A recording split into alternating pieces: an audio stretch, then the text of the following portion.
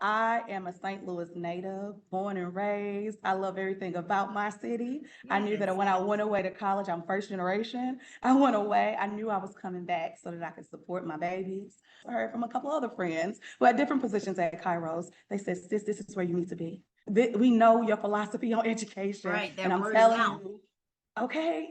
They said, this is a district that is going to not only support students and make sure all the decisions are student-centered, they also allow your input and they value your opinions as a professional.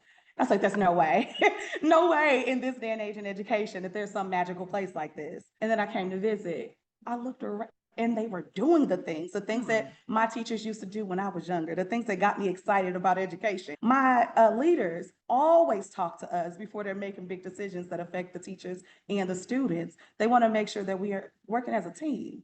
That was refreshing when I got to Kairos. When I first got here, first thing I noticed when I go into any educational setting is the relationships. When I go to meetings, staff meetings, we're doing those restorative work. We're doing the calm down, the mindfulness. We're doing all of those things ourselves. So we're able to practice it firsthand. So when we share these strategies with our students, we're authentically sharing something that we know to be true and that works for us.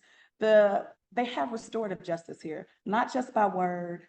They actually do the work. Those kind of things are unique in this school because they're not just on paper. They're not just a box to get checked off. We get training on how to build relationships. Just come taste this culture over here, and you're not going to want to go anywhere else. Kairos is transforming education. They're transforming how we think about education, right? They're transforming who's in the forefront when we're making decisions about education, and it should always be student-centered. And that is what they're doing. That in itself, the mentoring program, this is normalized here.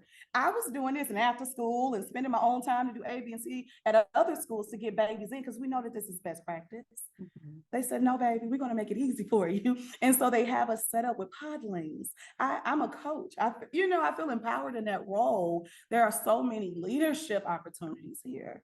Kairos is unique in that they set them up for success. You have advisory time where you can have your mentor meeting, and you also can work on other activities and get one-on-one support from an educator with that work. You also have self-direction.